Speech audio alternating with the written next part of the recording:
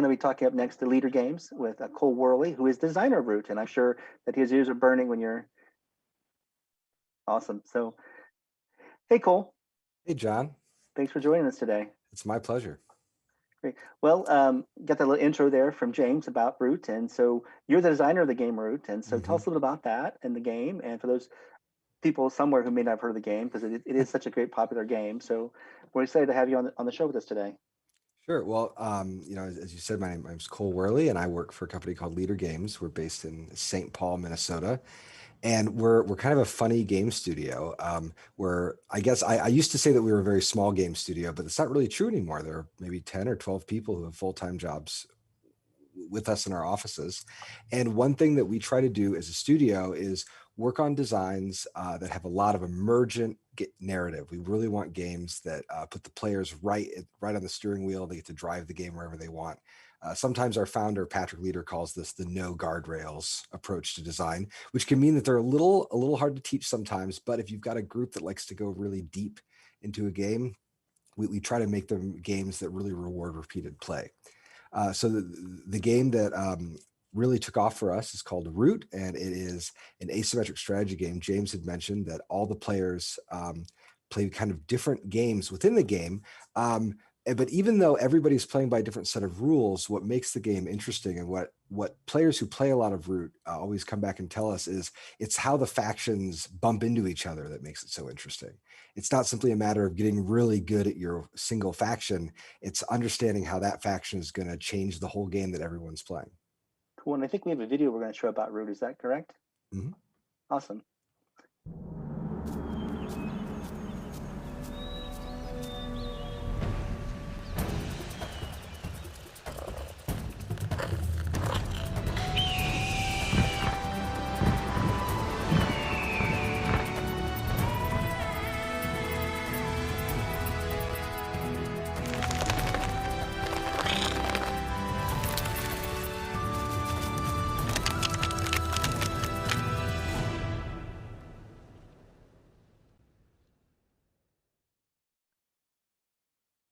Okay, well, thank you for that. Appreciate that.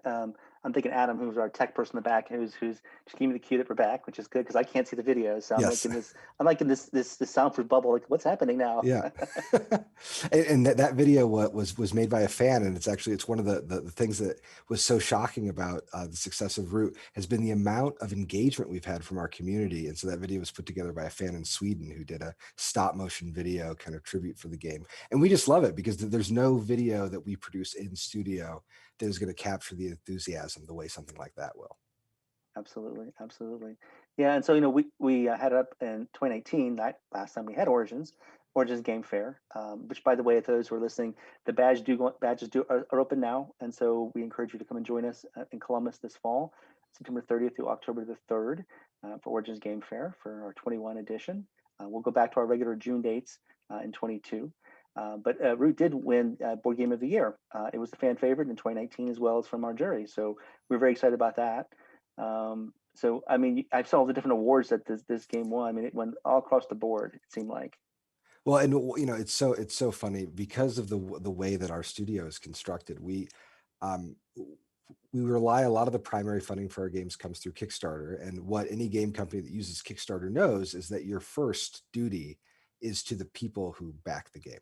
I mean, you're really designing for them.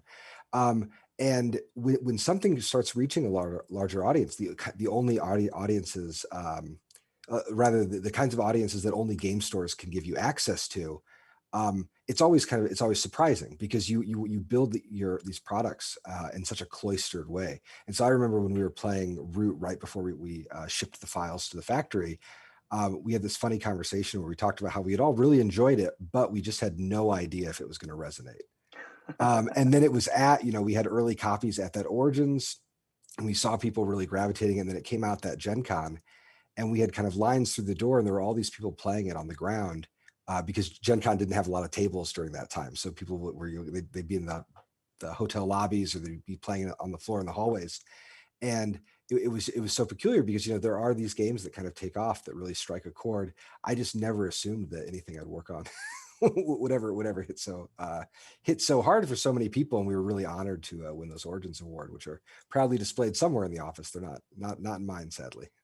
Yeah. I'm always curious about the creative process, and you know, when you get, and what was the idea, the germination for this, and how did this come to fruition? Because it is a pretty fun game.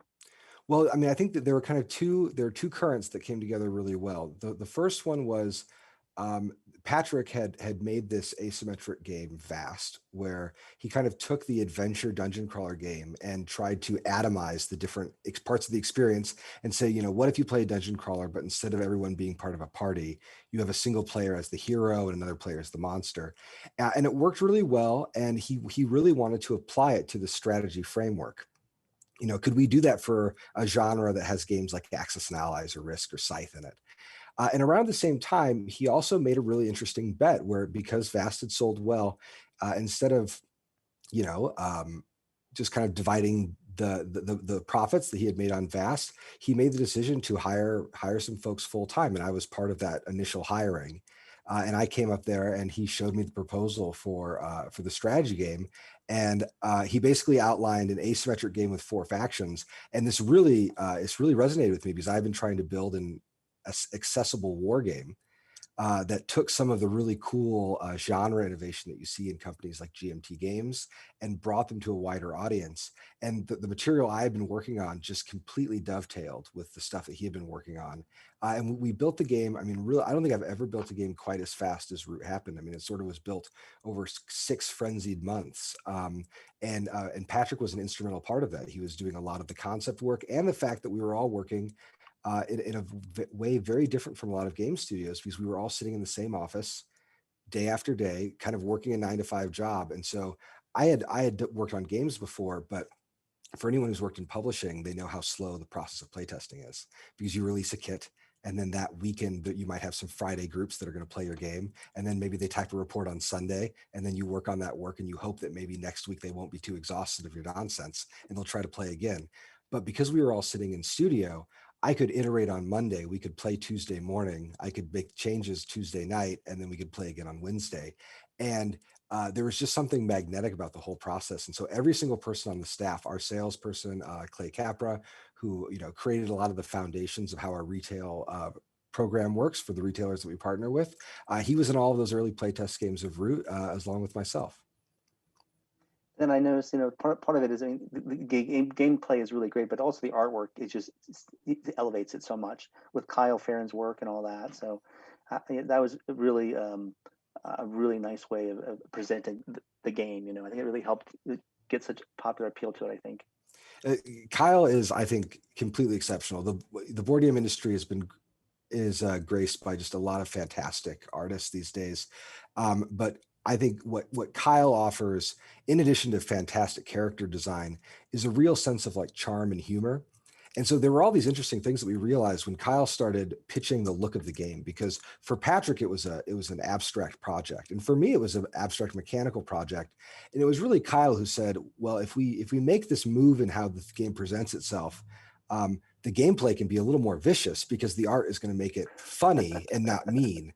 And once Kyle kind of sorted through that, just many things became clear. He also, I just want to make sure I give him credit where it's due. He also, you know, we had a bit of a deadlock on the back end when we were first working on Root about whether or not we should use miniatures for the game, or cardboard counters, or something else. And it was Kyle who came up with the idea of the meeples and designed the shape of the different player pieces, which just give the game so much character and make it instantly recognizable. Yeah. And so you have another game coming out soon called Oath. And then we've got a video about that. So do you want to play the video first, or you want to talk about it first? Oh yeah, so I'm happy to talk about it. Well, I think we have some photos that will come up alongside it. So Okay. Oath is the most ambitious game the studio has ever made. It took about 3 times as long to work on as Root, and it is but in some respects just an absolutely wild project. When I was first pitching it to Patrick, I told him that it was far too big for any small studio to produce, and far too risky for any big studio. And he said, well, that sounds exactly like the kinds of projects that we work on. And so we started working on it in earnest. This project began right after Root had finished. And Root, it was interesting. going through the development of Root and playing just a lot of games of Root over and over and over again. And I started listening to players as they were talking about Root, and they did something very interesting, which is they would talk about the games of Root they had played as if they had happened sequentially.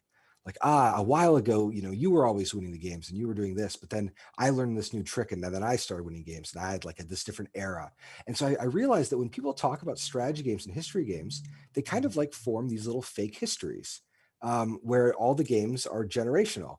And so I wondered what it would be like to build a game that leaned into the generational nature of play. So the central conceit of Oath is that when a game is over, that ending is saved and forms the start state for the next game. And this isn't a legacy game. I don't know everything that can happen in a game of Oath. There's no pre-plotted narrative. It's simply that when the game is over, whatever happened creates the circumstance for the next game, and the game will slowly evolve and change along with the players. And we had no idea when we were working on this game if it would, in the same way that we didn't know if Root was going to resonate, we certainly didn't know what people would think of Oath. But we did know what it would take to make the game. Oath has about 6 times as much art as a game like Root. It was extremely expensive to produce. Essentially, to get the game to really adapt to all these different play styles, we had to sort of bundle it with about 2 or 3 expansions worth of content all in one box. And that was because I had made this stupid promise to myself that I wanted to be so that if I have a copy here in Minneapolis, and if you have a copy, John, in Columbus, if we each play our game 20 times, it will be different, and we could trade copies, and each of our games will have enough divergent history that they would feel like different worlds to inhabit. So this was tremendously ambitious, and we spent a lot of time. And in fact, when COVID happened, we moved all of our testing digitally. We were able to weaponize, hundreds of playtesters who were able to help us build this massive project. And we've been really happy with how it's turned out. The production is absolutely top notch. And Kyle if you loved the humor and world building of Root, Kyle has imbued so much character in the world of Oath. Amazing. So is it on Kickstarter now, or where's it in the production So process? it exists. It is in the physical space. Kickstarter backers will have gotten their copies over the last month or two. We have some of our retail partners will have some copies that they'll have in stores, and then we hope to have a wider retail release sometime in August. Okay, great. Very happy to hear that too. Exciting. That's really good news. I've made some notes here. Definitely take a look at that when I get a chance to see it. Now, are you planning on doing some being at Gen Con to doing some demos of the game and all that, or what's the plan with I that? don't think we're doing Gen Con this year. We're currently deciding what we're Okay. gonna do in terms of cons. But because of everything that's happened with the pandemic, we wanted to really make sure that the game stayed accessible and open. So we've commissioned a lot of teaching videos, and we have all sorts of digital tools that people can find on leadergames.com, including card databases. There's a web app that a fan built that allows you to record your games, and you could actually branch the histories. So you could like play a history with a friend, and then you could clone it, and each of you can go your own way, and you can map it all out on these timelines. So we've just seen a tremendous outpouring of creativity from the people who like our work.